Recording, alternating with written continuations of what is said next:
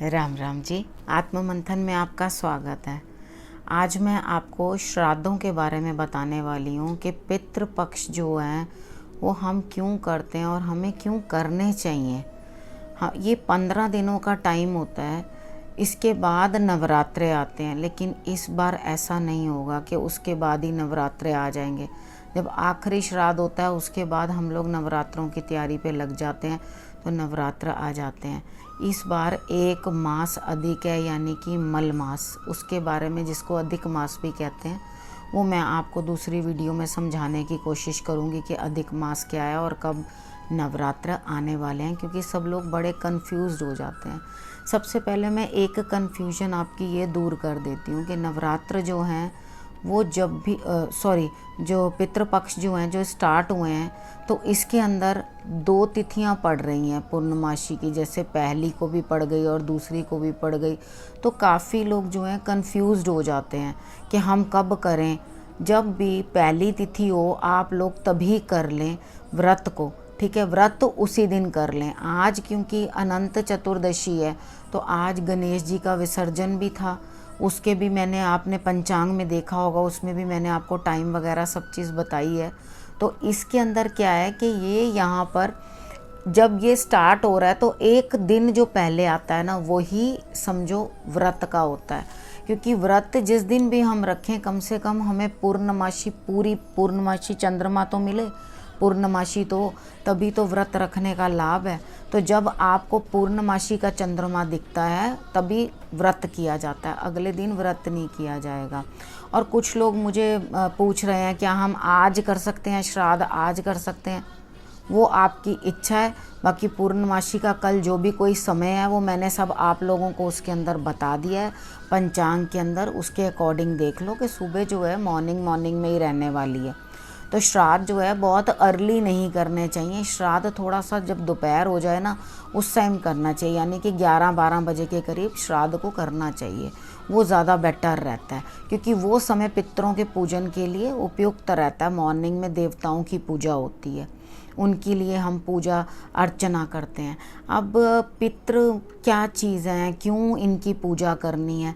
पितरों की पूजा हमारे घर में, जैसे बड़े हैं, सपोज़ करो कोई बच्चा है, उसके फादर हैं, तो फादर हैं तो फादर ही उनके जो है श्राद्ध करते हैं, अपने फादर का करेंगे, यानी कि दादा दादी का। जब पिता नहीं रहें या माता नहीं रहें, तो आप लोग बच्चे जो हैं आगे से उन सब का श्राद्ध कर सकते हैं। और कितने लोग ऐसे कहते हैं कि बहन बेटियों का श्राद्ध जो है वो मायके वालों को नहीं करना चाहिए। जब कोई भी मायके में उनके हैं और कोई ससुराल पक्ष में है नहीं है, बच्चे भी नहीं कर पा रहे हैं या कोई नहीं करता है, तो इसमें कोई आपत्ति नहीं होती कि अगर आप बहन बेटियों का श्राद्ध मायके वाले भी कर देते हैं, भाई कर देता है या कोई भी उनका बेटा कर देता है, बुआ का, तो इसमें कोई भी आपत्ति नहीं होती। उसका कारण ये होता है कि जब ईश्वर ने हम लोगों को बांट के ऋण दिए थे, तो उन्होंने कोई भी भेदभाव नहीं किया ऋणों के दिन। अगर पिता ने कोई कर्म किया है या कुछ गलत किया है, वो बट के सब बच्चों में बंटता है। उसके अंदर ईश्वर भी बेटा बेटी का भेद नहीं करता। अगर आपने गलत कर्म किए हैं तो वो पितृ ऋण के रूप के अंदर आपके बच्चों के पास आते ही हैं। अगर आपने अपनी माता का अपमान किया है या आपने अपने पिता की सेवा नहीं की है, माता की सेवा नहीं की है, तो आपके जो बच्चे हैं आगे, चाहे पुत्री हो चाहे पुत्र हो, उसके पास तो ऋण के रूप में उसकी हॉरोस्कोप के अंदर 101% वो आएगा ही आएगा, अगर आपने उन लोगों की सेवा नहीं की है। तो अब ये मेन जो चीज़ है कि क्या पितृपक्ष जो हम कर रहे हैं वो, अब एक क्वेश्चन तो मैंने आपका सॉल्व कर दिया कि बच्चे तभी करें जब उनके बड़े नहीं करते हों या वो नहीं हों, ठीक है। तो पिता के लिए किया जाता है, इसको महालय भी बोलते हैं। तो जब पिता के लिए, माता के लिए किया जाता है श्राद्ध, तो उस हिसाब से ही करना चाहिए। आप अगर जेंट्स हैं कोई, तो उन्हें जेंट्स को खाना खिलाएं, और लेडी है तो कोई लेडी को खाना खिलाएं आप, यानी कि पंडित जी को और पंडितानी जी को, ठीक है, उस तरह से खाना खिलाएं। और हमेशा जो भी आप उनको धन राशि देते हैं या जो भी चीज़ें लेके देते हैं, धन राशि हमेशा कम में देनी चाहिए, घटती में देनी चाहिए, बढ़ती में नहीं देनी चाहिए। जैसे हम किसी को सगन देते हैं तो हम उसे 1100 और देते हैं, 1000 तो नहीं देते ना, हम उसको 1100 करके देंगे। तो यहाँ जो हम 100 लगाते हैं वो बढ़ते के लिए लगाते हैं कि भगवान हमारे घर अच्छा कार्य होता रहे, और हम ये बढ़त के लिए दे रहे हैं। इसलिए वो जो 1 लगाया जाता है, 101, 1100, 2100, 3100, वो इस तरह से लगाया जाता है। वो इसीलिए लगाया जाता है कि बढ़त रहे और आगे हमारे जो है बढ़त हमारे लिए आती रहे। लेकिन इसमें जो धनराशि दी जाती है वो कम से कम दी जाती है, ठीक है। और उसके अंदर कभी भी, जैसे आपने 100 दिए हैं तो 100 ही देने हैं, 1 नहीं करना, साथ में 101 नहीं करना, 100 ही रखने हैं। वो उस तरह से आप उनको देंगे। बाकी वस्त्र वगैरह आप उनको दे सकते हैं, लेडीज़ को दें चाहे जेंट्स को दें। और उसके बाद जिस जिस बेटे का, कोई ऐसा नहीं है कारण अब बेटे रह गए, माता पिता सब चले गए, अगर तो आपकी जॉइंट किचन है तो आपको कोई ज़रूरत नहीं, आप अपने अपने कमाई का हिस्सा उसमें डालकर एक ही जगह पर श्राद्ध कर सकते हैं, उसमें कोई प्रॉब्लम नहीं है। लेकिन अपनी अपनी इनकम डालनी है, क्योंकि माता पिता ने एक ही साथ तो सारी औलाद पैदा नहीं कर दी ना, सबको अलग अलग पैदा किया है। और हर एक बच्चे का फ़र्ज़ बनता है अपने माता पिता के लिए कुछ भी करने का, जो वो जितने लायक समर्थ हैं उनको करना चाहिए, ठीक है। अगर वो उसमें ऐड करेंगे, अगर उनकी किचन सेपरेट है और वो अपने घर में अपना खाना खुद बनाते हैं, खुद कमाते हैं और खुद खाते हैं, तो चाहे बेटे हो 3, चाहे हो 4 और चाहे हो 2, तो सबको अपने अपने घर में ही अपने माता पिता का श्राद्ध करना चाहिए। क्योंकि अगर ये चीज़ कही जाती है कि भाई ये कोई सुख का, कुछ लोग इस तरह का वहम डालते हैं कि कोई सुख का थोड़ी होता है जो हर किसी को करना होता है। इसमें बात सुख और दुख की नहीं होती है, ये कर्तव्य है हर संतान का, वो अपने पितरों को ज़रूर कुछ ना कुछ दे। क्योंकि ये मेरा एक्सपीरियंस है, तजुर्बा है कि मैंने ऐसा देखा है कि अगर एक केस देखा था मैंने इस तरह का, वो भी आपको मैं एक्सप्लेन कर देती हूँ।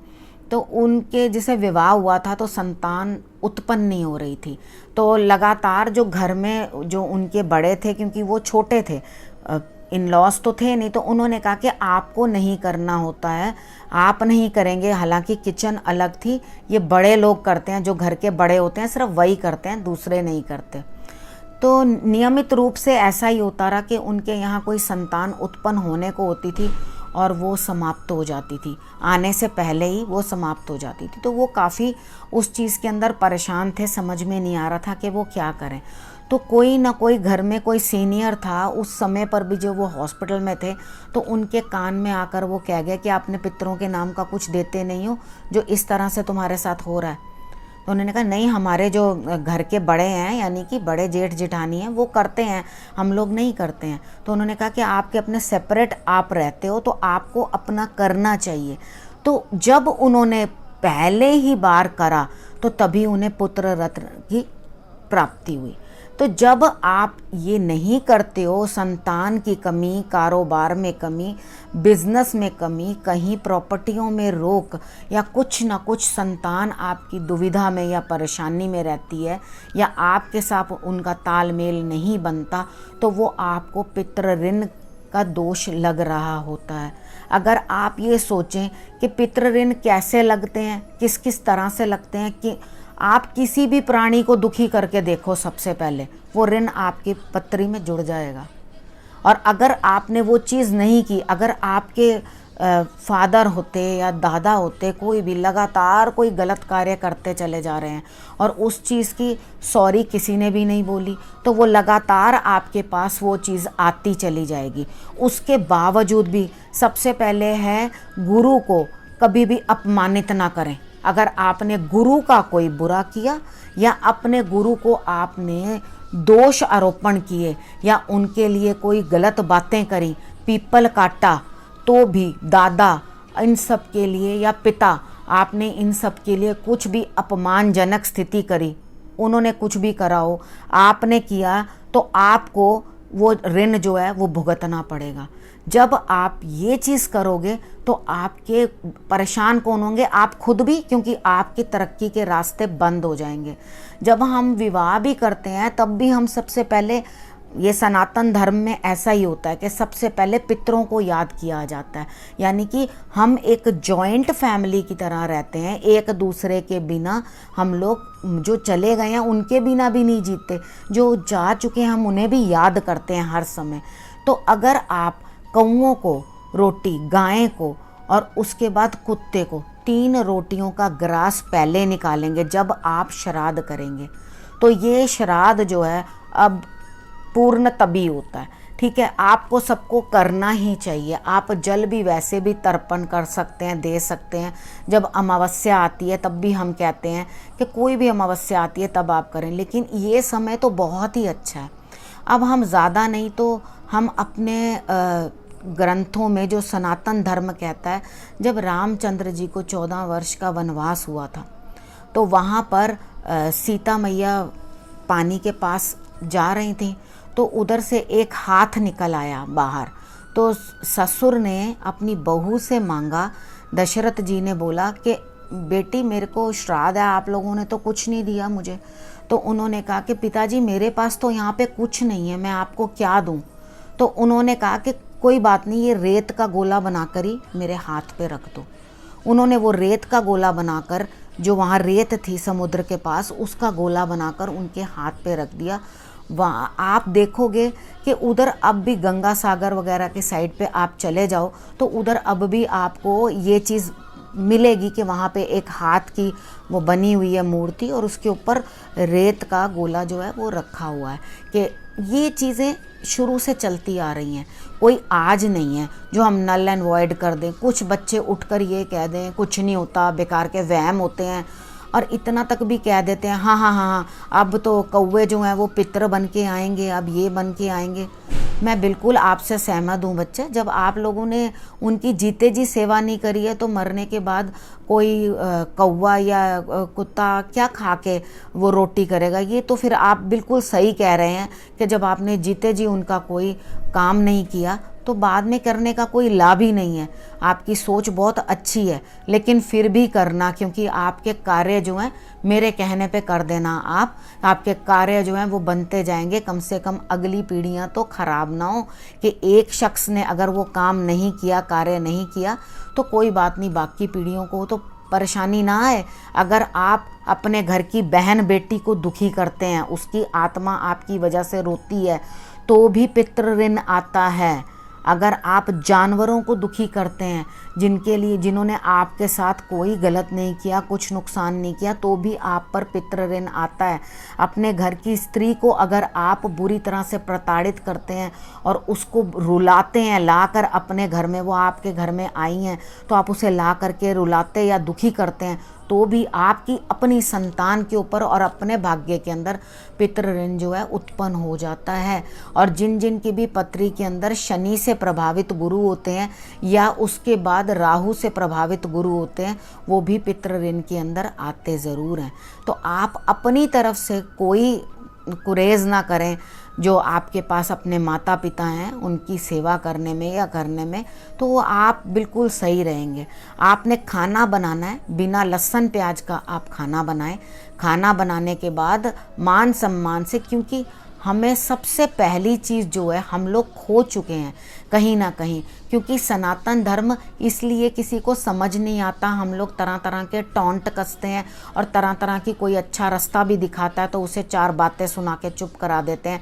हम सोचते हैं इसमें हमारी बड़ी महानता है, हमने बहुत बढ़िया बात इनको कह दी है। लेकिन आप उसके बाद में हॉरोस्कोप्स लेके एक एक एस्ट्रोलॉजर के पास घूमते फिरते हो कि हमें बता दो कि किस तरह से हमारे भाग्य जो है चमकेंगे। आपके भाग्य इसी तरह से चमकेंगे। आजकल तो चौथे दिन में ही कर देते हैं, उठाला हो गया जी, कोई करने की ज़रूरत नहीं है। उसके बाद अब नया वो हो गया, ना रस्म पगड़ी ना कुछ, प्रेयर मीटिंग है जी, प्रेयर मीटिंग है। और उसके बाद एक नई बात और लिखते रहते हैं सब लोग, क्या बोलते हैं, रेस्ट इन पीस। ठीक है, रेस्ट इन पीस। बड़ा अजीब लगता है भैया, हमारे यहाँ कब सनातन धर्म में कहा गया है रेस्ट इन पीस? हमें तो कोई रेस्ट ही नहीं मिलता, उसके बाद अगला जन्म हमारे लिए तैयार होता है। तो हम लोगों को नहीं कहना, ये जिनके धर्म के अंदर है कि वो रेस्ट करें और उनके देवता उन्हें लेने के लिए आएंगे, ये वो बोलेंगे। सनातन धर्म में ये चीज़ नहीं है, रस्म पगड़ी है, अपने धर्म के साथ जुड़े रहें, उसका सम्मान करें। बाहर के लोग आकर हमारे धर्म को सीख रहे हैं, समझ रहे हैं और इतनी अच्छी से, और आप लोग बिल्कुल भूलते ही चले जा रहे हैं कि हमारे क्या धर्म था या हमें क्या कहना है, क्या बोलना है, किस तरह से करना है। तो इसे भूले नहीं। आप अपने पितरों के निमित्त खाना बनाएं। जिस गुरु का कोई पुत्र नहीं होता, कोई नहीं होता, उस गुरु के लिए भी, जिन्होंने आपको शिक्षा दी है, उनका भी श्राद्ध आप कर सकते हैं। ये मैं आपको बता रही हूँ। जिनके श्राद्ध आपको नहीं पता, जिस दिन आप लोगों को पता चल जाता है कौन सा श्राद्ध है करने के लिए, क्योंकि वहीं पे ही जब डेथ होती है तो ही वो बता देते हैं कि कौन सा श्राद्ध है आपका। वो श्राद्ध आपको नहीं पता है किसी को, तो अपना डेट बताइए और आप ब्राह्मण से, जो पंडित जी होते हैं, उन लोगों से आप पूछें कि किस दिन आपका जो किसी का श्राद्ध है आपके बड़ों का, वो बनता है। अगर आप नहीं कर पाते हैं तो आप लास्ट का जो श्राद्ध होता है वो सब के लिए होता है। कोई भूले बिसरे जो भी ऐसे होते हैं, कितने लोग हमारे ही रिश्तेदारों में ऐसे होते हैं जिनके ना पुत्र होते हैं ना पुत्री होते हैं, यानी कि संतान उनकी होती ही नहीं है। अगर आप उनकी भी सेवा आपने की है तो आप उनका भी श्राद्ध कर सकते हैं। नहीं भी की तो भी आप कर सकते हैं। आप लोगों को जिसका भी श्राद्ध करना है वो लास्ट वाले श्राद्ध के अंदर, जिनका कोई पता नहीं है, आपको डेट नहीं मालूम कब उनकी डेथ हुई थी, उनका आप आखिरी श्राद्ध के ऊपर कर सकते हैं। ठीक है। अगर आपको श्राद्ध के रिलेटेड कोई भी क्वेरी हो, हाँ एक मुझे क्वेरी आई भी है, तो वो ये कह रहे थे कि क्या मैं कुछ खरीद सकता हूँ अच्छी चीज़। एक्चुअली क्या होता है कि ख़रीदने में ये वहम, शादियाँ रुक के तय होते थे, पहले से तय हो जाते थे, तो कहते थे श्राद्ध आ रहे हैं उसमें शॉपिंग नहीं करनी, आप पहले कर लो। वो क्यों मना किया जाता था, उसके पीछे क्या रीज़न था? उसके पीछे रीज़न ये नहीं था कि कोई भूत प्रेत आपके कपड़ों को चिपक गए हैं, या उसके बाद आपके जो बड़े एंसेस्टर्स हैं वो ये कह रहे हैं कि बेटे ना आप कपड़े पहनो, ना आप रोटी खाओ, ना आप घर लेना, ना कुछ लेना। असल में क्या है, हम ये 15 दिन पूरा साल खूब मज़े करते हैं, हर चीज़ अपने लिए एंजॉय करते हैं। शायद ही कभी याद किया होगा कि कोई दादी है या कोई दादा है या माता है या पिता है, क्योंकि आजकल इतनी बिजी लाइफ है कि आपके पास वो समझने के लिए ही समय नहीं है। तो आप ये चीज़ अगर 15 दिन आए हैं तो हम क्या अपनी खुशियों को छोड़कर अपने बड़ों के लिए नहीं कर सकते? आप जल तर्पण रोज नहीं कर सकते? आप पीपल को जल रोज नहीं चढ़ा सकते? और एक चीज़, पीपल भी नहीं काटना चाहिए। जो लोग पीपल भी काटते हैं या बार बार अपने गुरु बदलते हैं, एक को कहा गुरु, फिर दूसरा गुरु बदला, फिर अगला गुरु बदला, फिर वो भी गुरु और ये भी गुरु और वो भी गुरु। देखो, एक स्टडी कराने वाला गुरु अलग होता है, वो तो सब्जेक्ट्स के बहुत सारे टीचर्स होते हैं, लेकिन जो गुरु धारण करने के बाद गुरु गुरु कह के फिर अगले गुरु गुरु और बनाते जाते हैं, उन पर भी पितर ऋण आते हैं, और वो उनके लाइफ के अंदर बिल्कुल इस तरह से आते हैं जैसे हर्डल्स होते हैं। अगर आप ये समय इतने हर्डल्स झेलने की बजाय अगर आप पितरों की प्रार्थना कर दें तो क्या दिक्कत है? आप पीपल को रोज जल चढ़ा दें इन दिनों में, तो क्या दिक्कत है आपको? कोई दिक्कत नहीं है। उसके बाद आप अगर उस साउथ डायरेक्शन के ऊपर थोड़ा मुंह करके तिल डाल के जल चढ़ा दें तो क्या दिक्कत है आपको? कोई दिक्कत नहीं है। तो जो भी हम करते हैं ना, वो लेफ़्ट हैंड को करके आप इस तरह से करके भी जल जो है चढ़ा सकते हैं। ठीक है। तो लेफ़्ट हैंड साइड को करके ही पितरों की जो हम पूजा करते हैं वो करते हैं। इमोशंस के साथ जुड़े होते हैं वो हमारे। ठीक है। अब मैंने आपको काफ़ी चीज़ें इसके अंदर श्राद्धों के बारे में समझा दी हैं। अगर इसके बाद भी आपको कोई डाउट है या कोई चीज़ आप पूछना चाहते हैं तो आप मुझे कमेंट बॉक्स के अंदर बता सकते हैं इस टॉपिक के रिलेटेड, तो मैं आपको ज़रूर उस विषय में बताऊंगी। अब मैं इस विषय को यहीं समाप्त करती हूँ। अब नए विषय को लेके फिर से आऊँगी। नमस्कार।